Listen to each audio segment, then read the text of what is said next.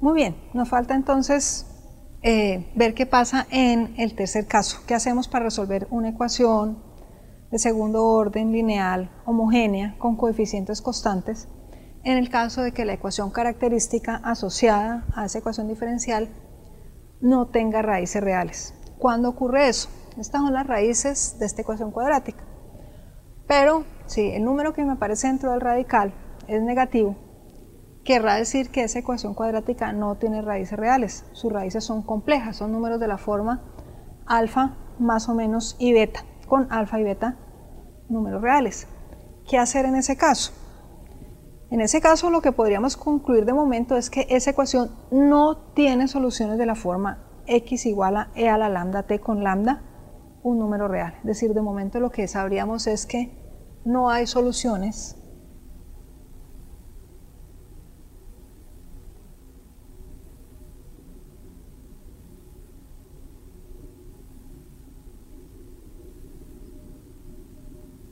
de esta forma, con lambda un número real.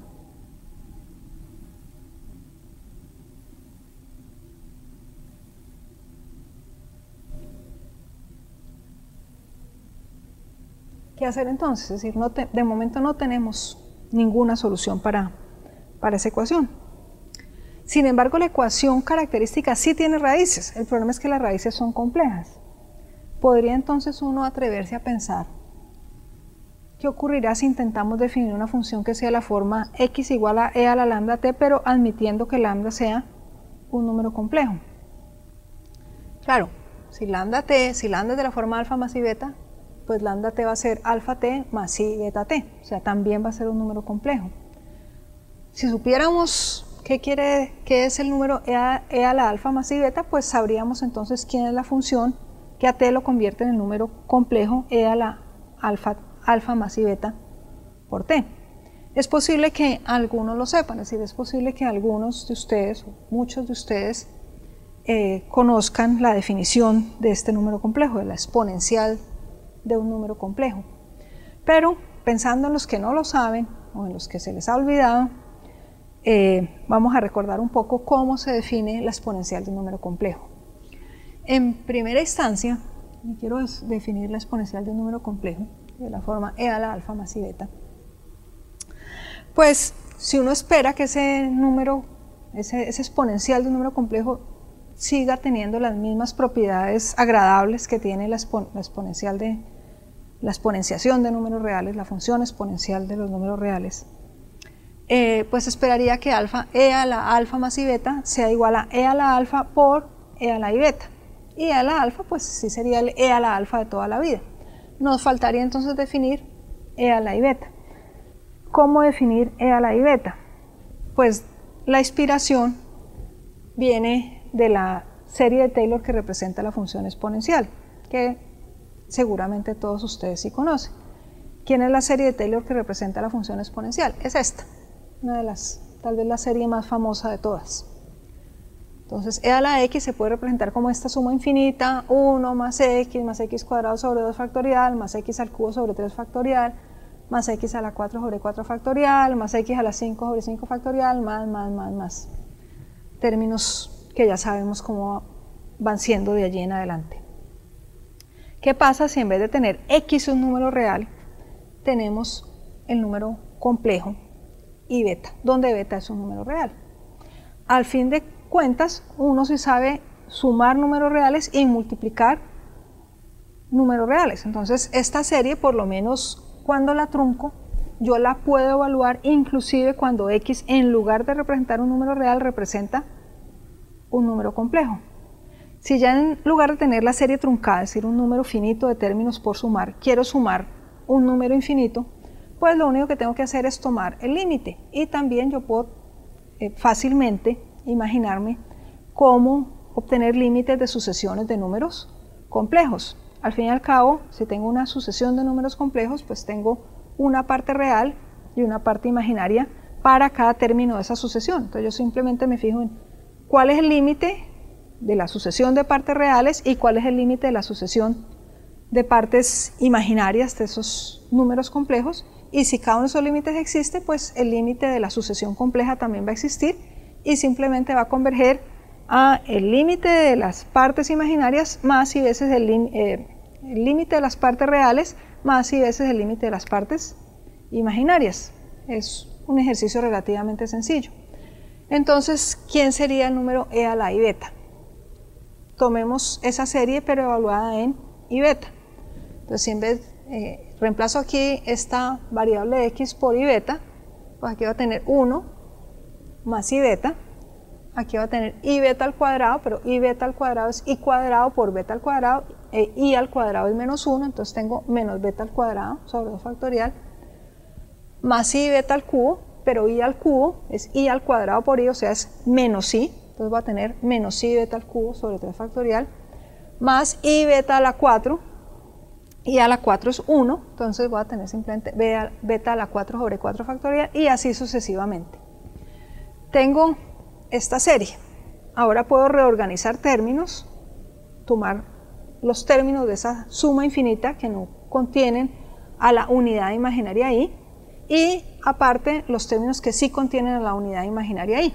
Entonces los que no contienen la unidad imaginaria pues serían 1 menos beta al cuadrado sobre 2 factorial más beta a la 4 sobre 4 factorial, por ahí vendrían otros.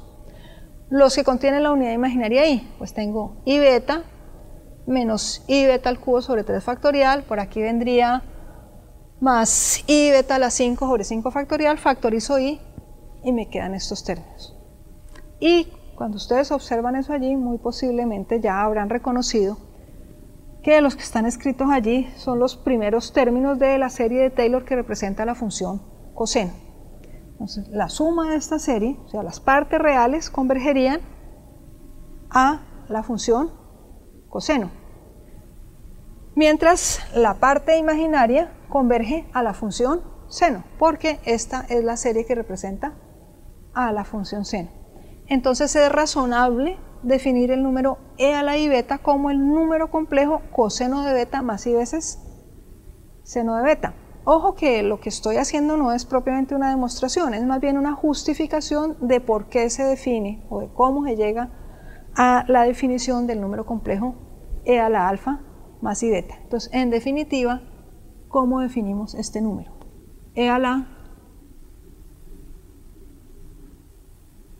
alfa más i beta, definición es e a la alfa por el coseno de beta más i veces el seno de beta. O sea, es el número complejo e a la alfa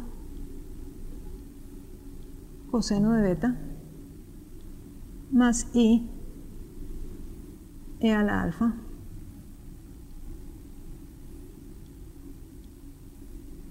seno de beta. Y se puede mostrar que con esa definición la exponencial de un número complejo conserva muchas de las propiedades, podría decir que todas las propiedades de la exponencial de los números reales. Sin embargo, todavía me queda algo por aclarar. Tendríamos entonces la función compleja z de t,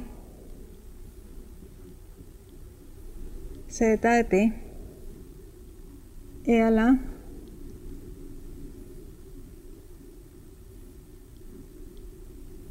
alfa más i beta t. Entonces tendría e a la alfa t coseno de beta t más i veces e a la alfa t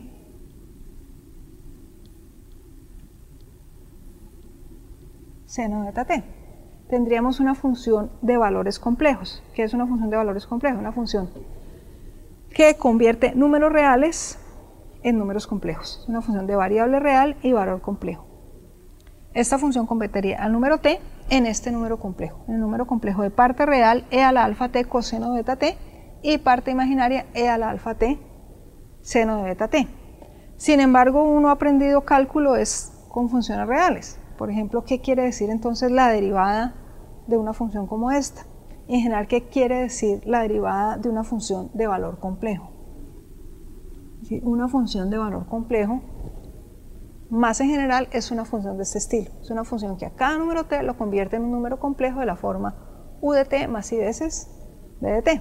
Esta función u sería la parte real de la función z y esta función b sería la parte imaginaria de la función z. La derivada se puede definir de una manera muy sencilla, de hecho se puede definir con el mismo límite que se define las derivadas para funciones reales, pero también la puedo definir la derivada simplemente en términos de las derivadas de su parte real y su parte imaginaria. La función z va a ser diferenciable si solamente si tanto su parte real como su parte imaginaria lo son. Y la derivada de z evaluada en el punto t es simplemente la derivada de u evaluada en t más i veces la derivada de b evaluada en t. Con esa definición de derivada se puede probar, por ejemplo, que la función exponencial compleja que acabamos de definir, la función z de t,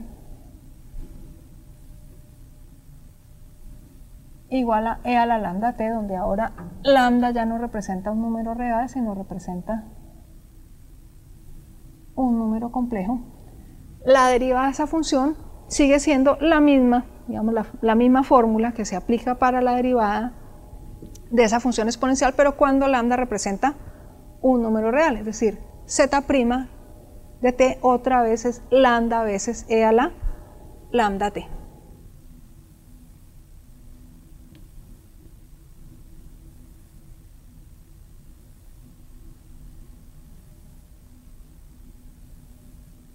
Pues yo diría que no es un resultado del todo obvio, y invito a los que siguen este curso a que lo verifiquen.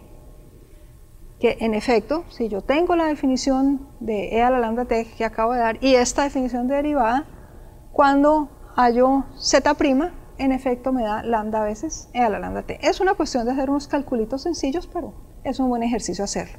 Entonces, sigue siendo cierta esta fórmula. Luego, cuando yo arranqué a estudiar ecuaciones homogéneas de segundo orden con coeficientes constantes y reemplacé la función e a la lambda t, dije busquemos soluciones de la forma e a la lambda t, pero en ese momento dije busquemos soluciones de la forma e a la lambda t con lambda, pensando en lambda un número real. He podido arrancar y decir busquemos soluciones de la forma e a la lambda t con lambda un número complejo, y no tendría que cambiar nada de lo que dice, porque de todas maneras la derivada de z, la fórmula que me da la derivada para la función z de t igual a e a la lambda t cuando lambda es complejo, la fórmula sigue siendo la misma que me da la derivada de esa función cuando estaba pensando en lambda un número real. Habría que aclarar eso sí un detalle. ¿Qué quiere decir que una función de valor complejo como esta o como esa, ¿cierto?, sea solución de una ecuación lineal homogénea?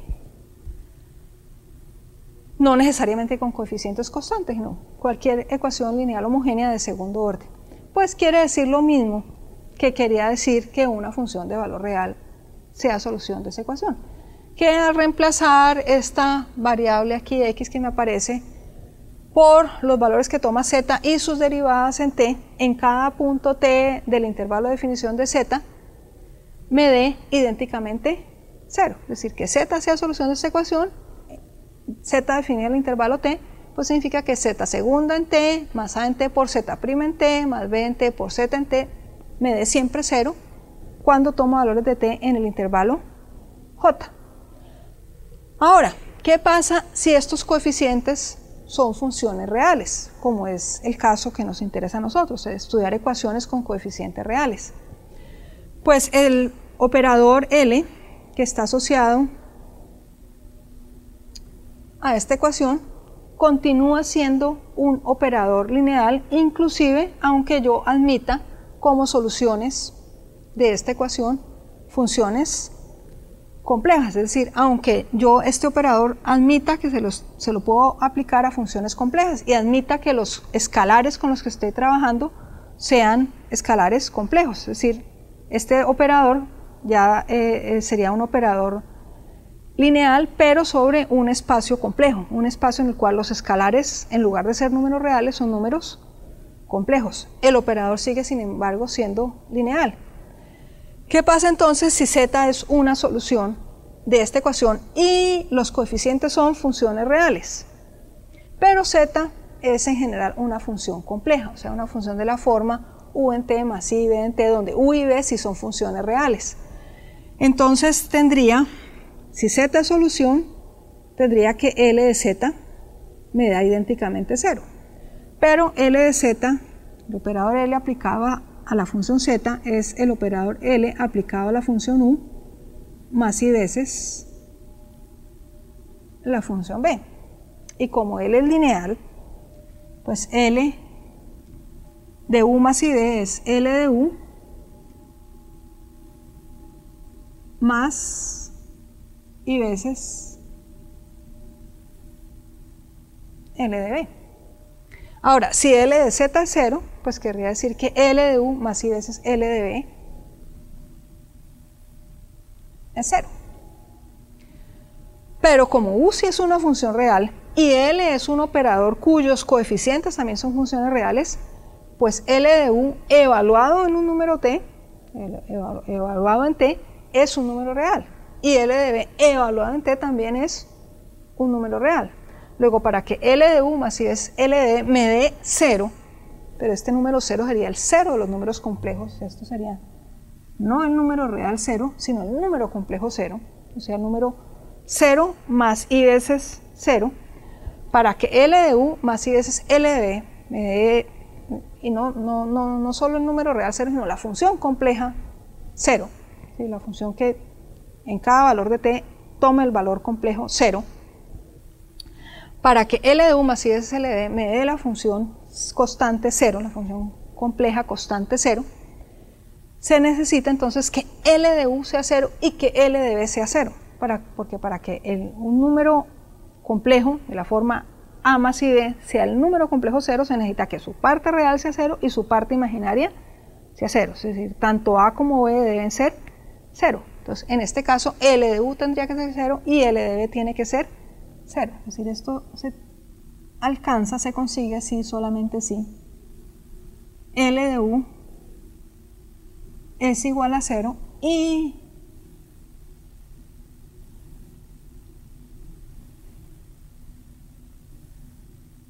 L de b es igual a 0.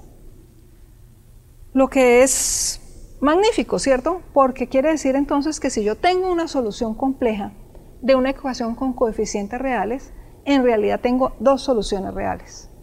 La parte real de mi solución compleja es una solución y la parte imaginaria, que también es una función real, la parte imaginaria también es una solución. Por lo tanto, ganándome una solución compleja, en realidad me gano dos soluciones reales. ¿Qué puedo hacer entonces con esta función e a la lambda t? La función e a la lambda t sería una solución de la ecuación diferencial, ¿cierto? Esta función sería una solución de la ecuación diferencial x segunda más ax prima más bx igual a 0, en este caso, en el caso en que a cuadrado menos 4b sea menor que 0 y alfa más i beta sea una de las raíces complejas de esa ecuación característica. Entonces tendríamos que esta función, la función e a la lambda t, con lambda, una de esas raíces de la ecuación característica, es una solución compleja de la ecuación diferencial. Por lo tanto, su parte real y su parte imaginaria son a su vez soluciones también de esa misma ecuación. Es decir, esta, que podemos llamar u en t, y esta, que podemos llamar b de t, son soluciones de esta ecuación en este caso. Tenemos entonces resuelto nuestro problema, porque tenemos dos soluciones linealmente independientes, ¿cierto? Este par son linealmente independientes. Esta función no es claramente un múltiplo de esta. Si beta, claro, es diferente de 0. Si beta fuera 0, pues esta sería la función 0. No tendríamos, esta sería una función trivial. Pero si beta es diferente de 0, que es el caso en el cual estamos trabajando, entonces este par forman un conjunto fundamental de soluciones. Y por lo tanto, tendríamos la solución general para nuestra ecuación. Es decir, en este caso, tenemos entonces este conjunto fundamental de soluciones. E a la alfa t coseno de beta t y e a la alfa t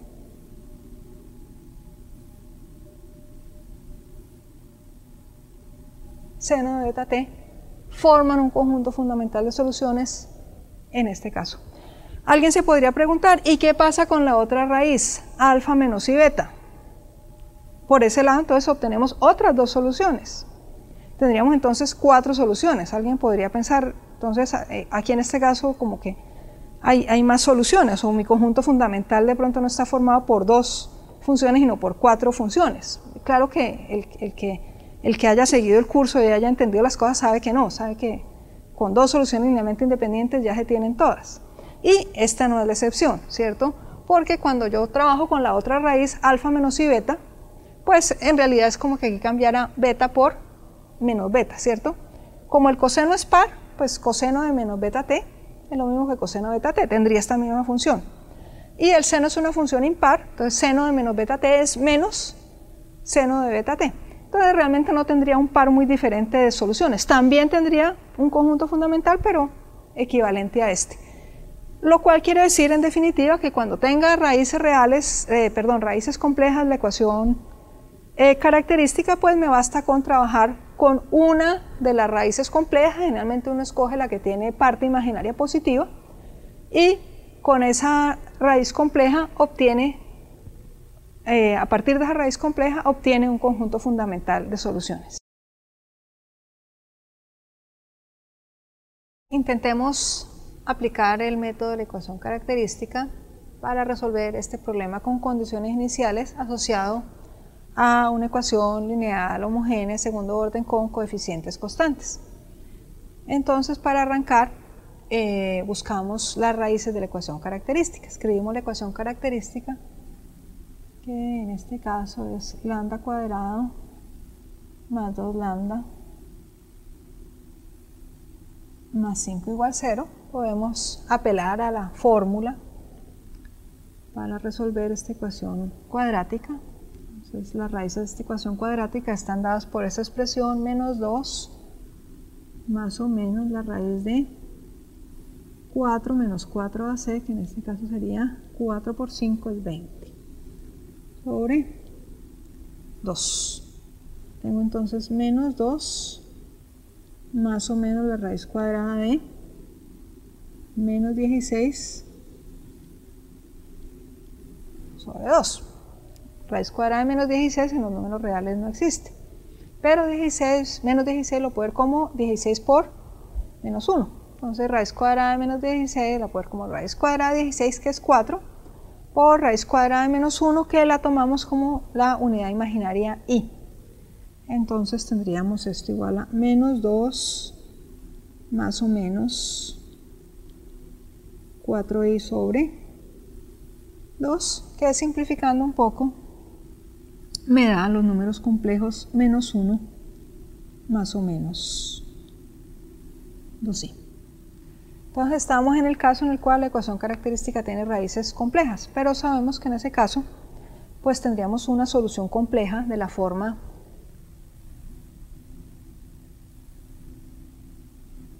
realmente tendríamos 2 soluciones complejas de la forma e a la lambda t, una para cada una de esas raíces complejas. Pero digamos, para la raíz compleja que obtengo tomando el signo más aquí, me quedaría la función e a la menos 1 más 2i por t, o sea, esto es e a la menos t por e a la 2it, pero el número e a la 2it se define como el número coseno de 2t más i veces seno de 2t. Entonces esto sería e a la menos t coseno de 2t más i veces seno de 2t, o sea, e a la menos t coseno de 2t más i veces e a la menos t seno 2t. Y una vez tengo una solución compleja, pues tengo dos soluciones reales. Esta y esta, que en este caso además son funciones linealmente independientes. También lo pueden hacer directamente, ¿cierto? Entonces tengo la raíz compleja menos 1 más 2i. Sabemos que las funciones e a la alfa t coseno beta t y e a la alfa t seno beta t son soluciones. En este caso alfa es menos 1, beta es 2, entonces tengo las soluciones e a la alfa t coseno beta t, o sea, e a la menos t coseno 2t, y e a la alfa t seno de beta t, que en este caso es e a la menos t seno de 2t. Tengo entonces este conjunto fundamental de soluciones. E a la menos t coseno de 2t, e a la menos t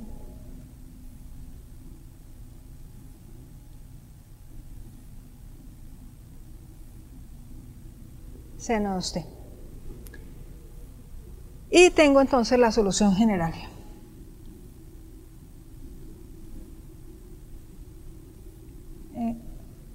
Formada por todas las soluciones que se pueden escribir como un múltiplo de x1 más un múltiplo de x2.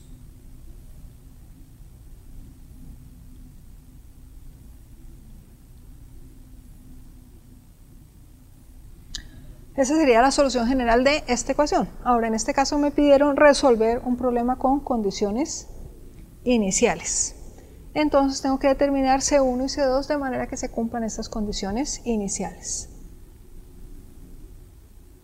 Tengo entonces la solución general, C1 e a la menos t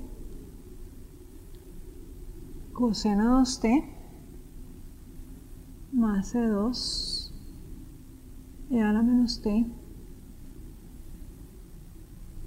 seno 2t. Eso es correcto. Ahora necesito que x en 0 sea 1 y x' en 0 sea 0. Entonces necesitamos hallar x'. Va a ser un poquitico aburrido, pero nada del otro mundo. Tengo entonces C1, derivada de ese producto e a la menos t coseno 2t, es menos e a la menos t coseno 2t, más la primera por derivada de la segunda, que me va a dar menos 2 e a la menos t seno 2t, más C2 derivada de la primera, e a la menos e a la menos t por la segunda, seno 2t, más la primera por la derivada de la segunda, que me da 2 e a la menos t coseno 2t. Muy bien, y ahora tengo que evaluar tanto la función x como su derivada en 0. Entonces x en 0 es C1 más C2 por 0, ¿cierto? Porque e a la 0 es 1, coseno de 0 es 1, me queda C1 por 1 que es C1, más C2 por e a la 0 que es 1, pero el seno de 0 es 0, entonces me queda C2 por 0, x en 0 simplemente es C1. Y ahora vamos con x' en 0.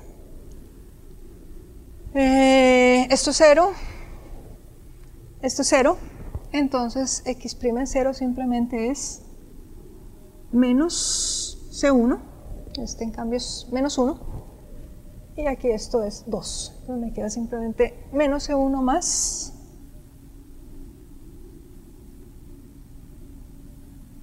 C2. Y la condición inicial las condiciones iniciales eran que en 0 la función tomara el valor 1 y su derivada tomara el valor 0. De nuevo, pues tenemos que resolver un sistemita de dos ecuaciones con dos incógnitas. Está ya medio resuelto porque en la primera ecuación se lee directamente el valor de C1, que es 1, y reemplazando en la segunda ecuación, aquí yo tengo entonces que C1 es 1, y reemplazando en la segunda, pues quedaría 2C2 igual a 1, o sea, C2 igual a 1/2. Tengo entonces la solución del problema con condición inicial, es la función e a la menos t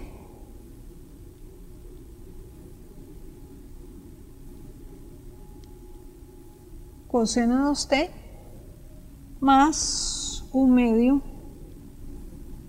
e a la menos t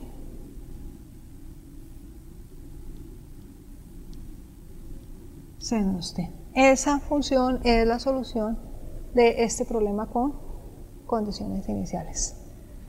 Esa función de pronto es un poquitico más difícil de graficar con las técnicas de cálculo 1, ¿cierto?